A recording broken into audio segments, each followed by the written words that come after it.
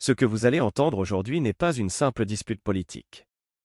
Ce n'est pas un énième débat entre partis. C'est un séisme institutionnel dont les secousses risquent de faire basculer la Côte d'Ivoire.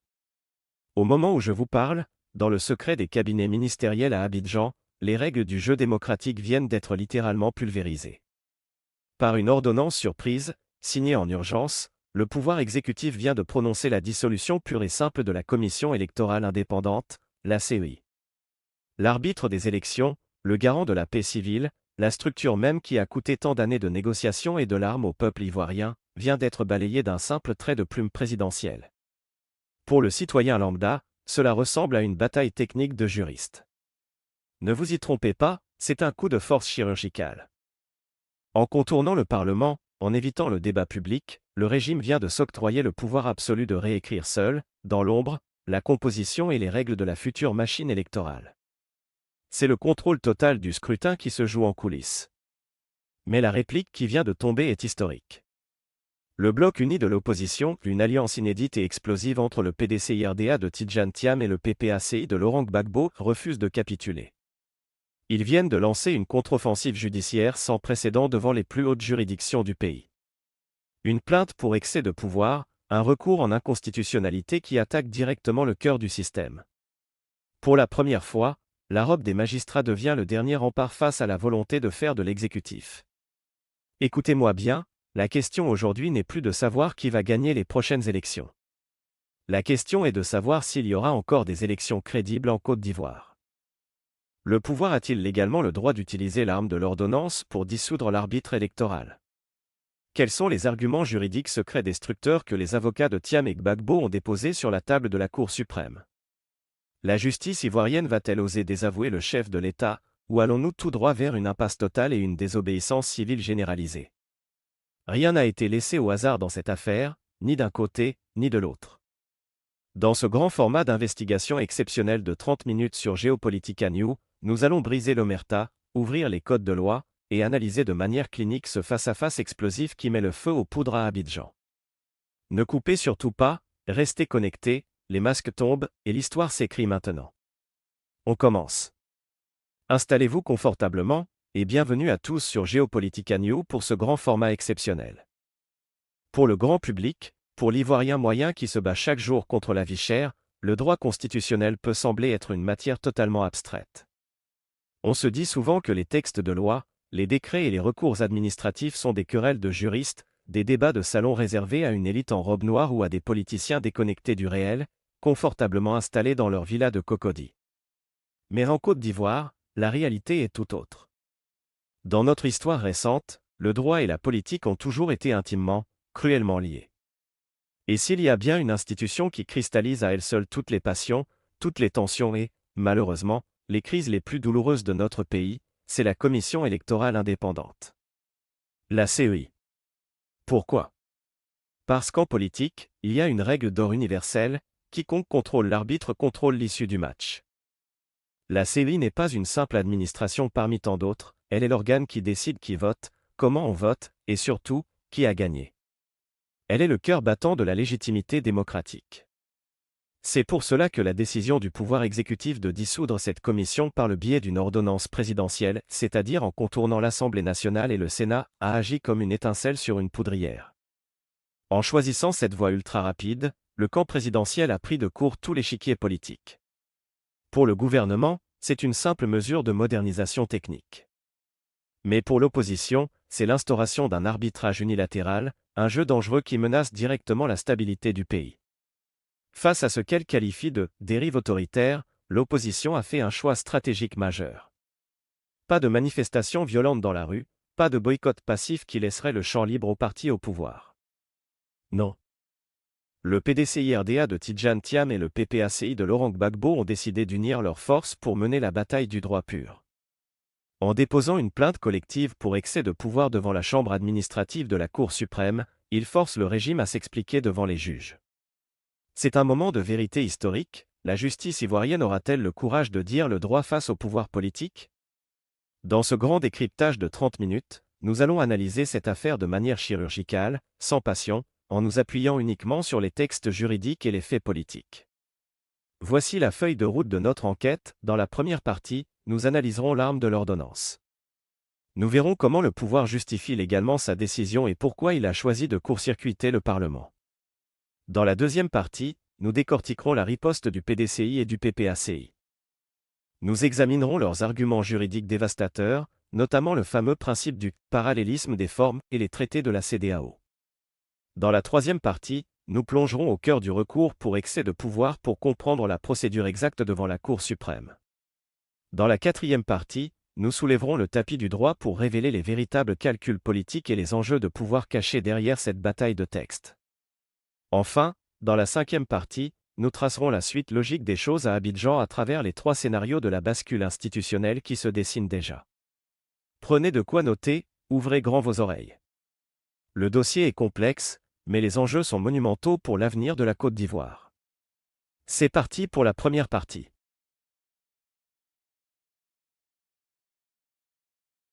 Entrons maintenant dans le vif du sujet, au cœur de la machine d'État, avec notre première partie, l'arme de l'ordonnance.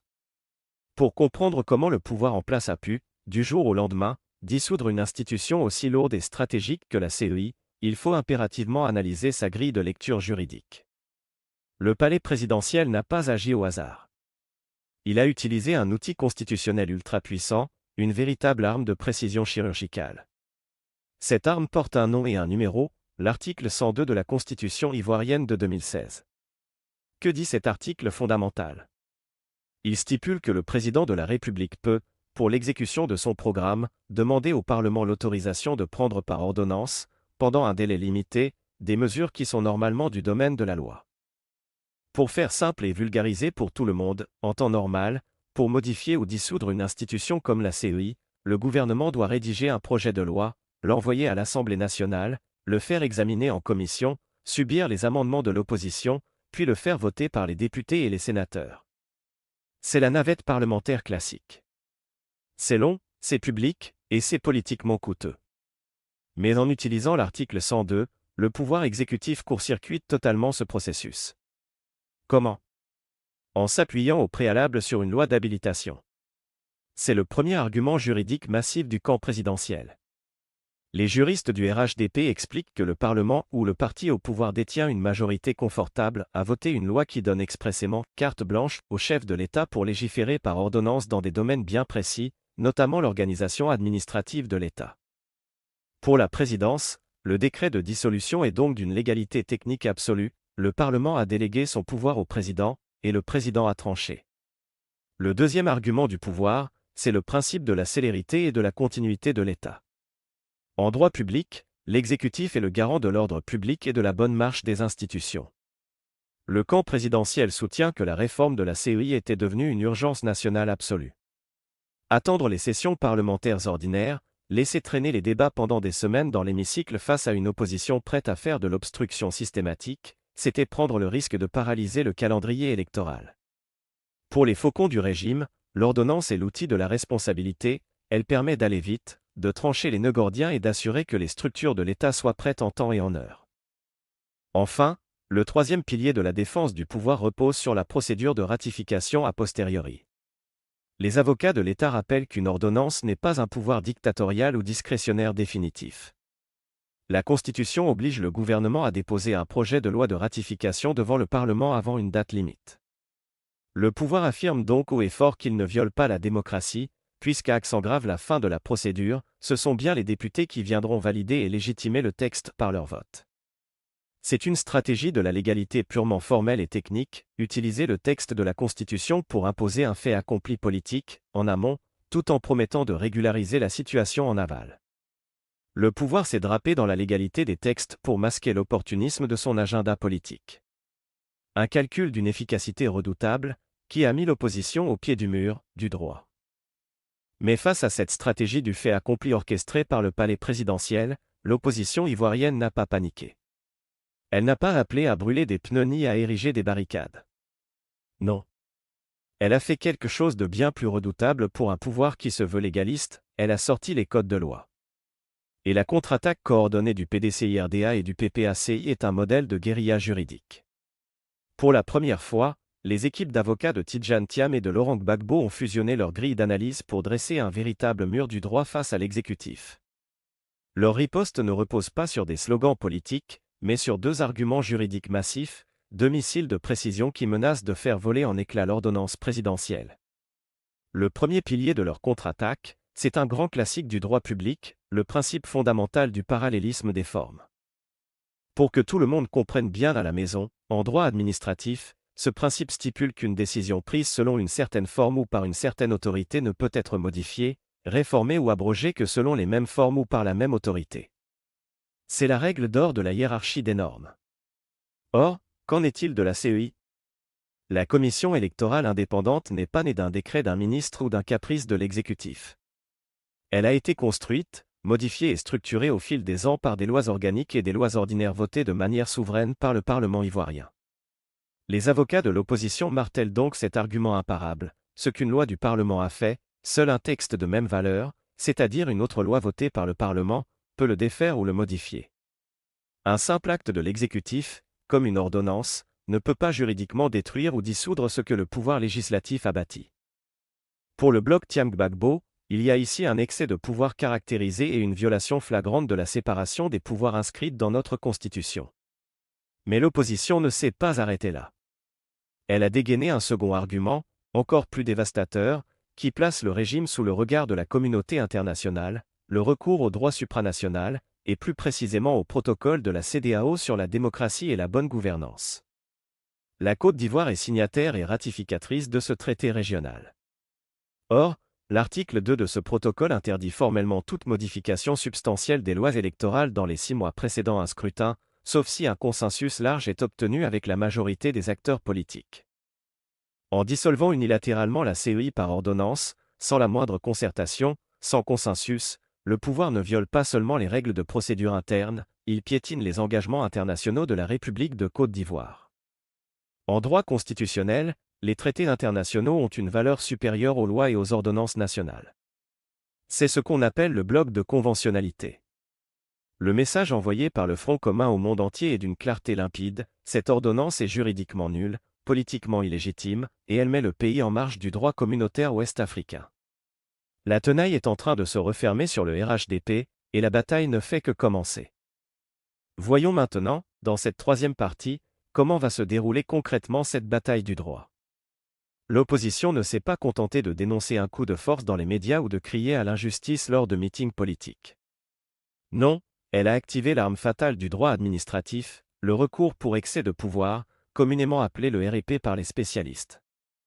Les avocats du Front commun ont officiellement saisi la Chambre administrative de la Cour suprême et le Conseil constitutionnel.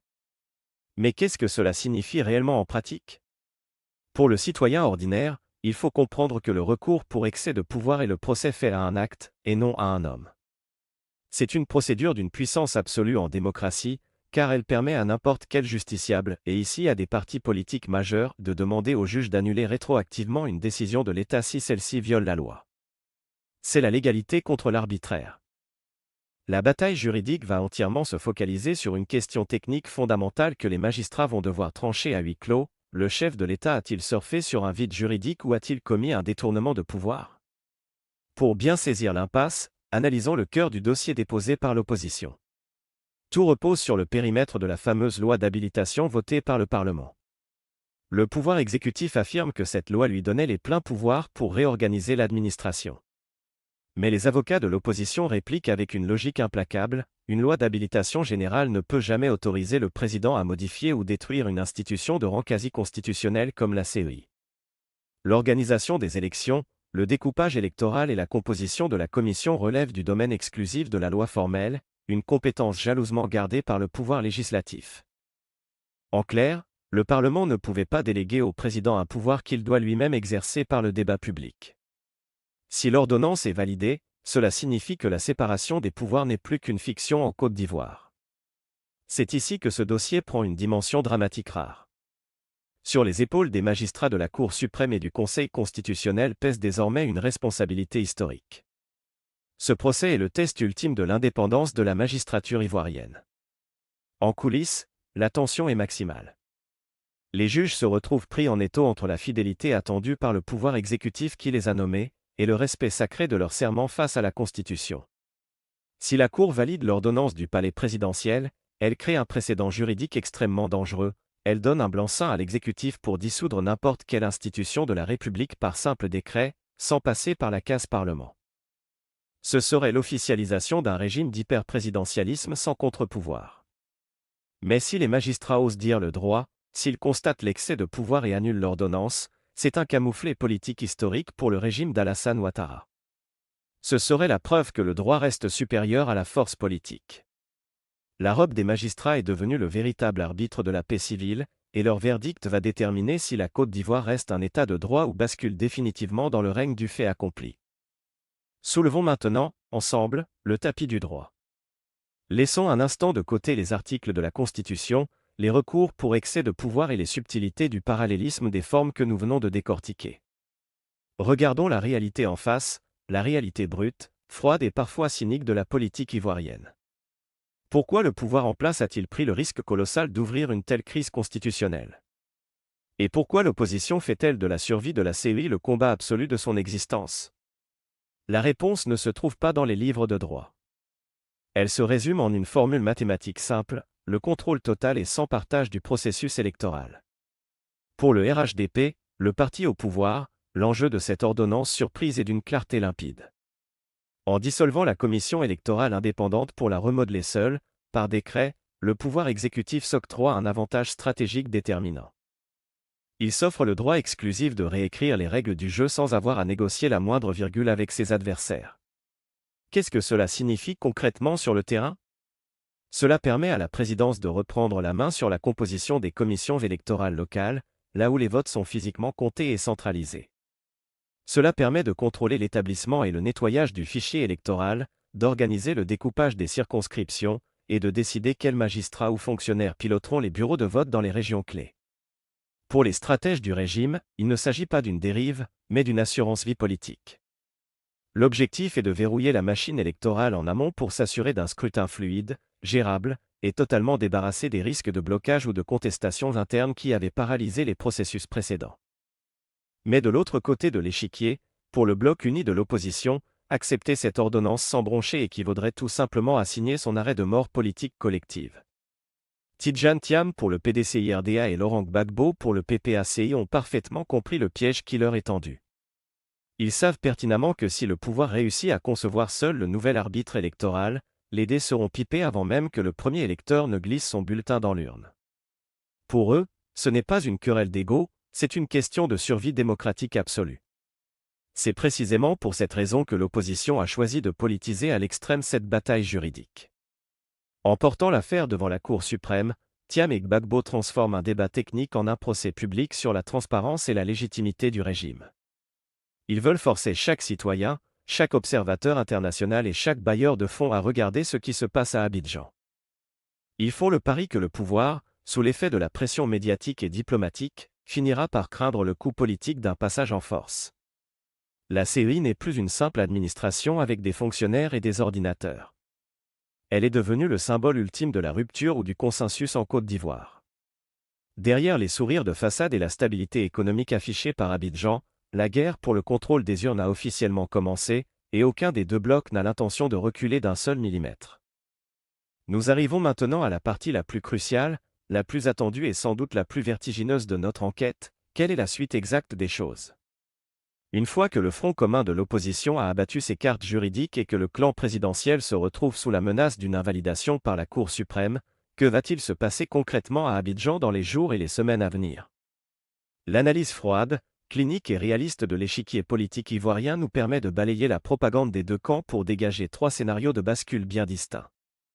Trois trajectoires majeures qui se dessinent déjà dans l'ombre du pouvoir et qui vont déterminer l'avenir de la nation.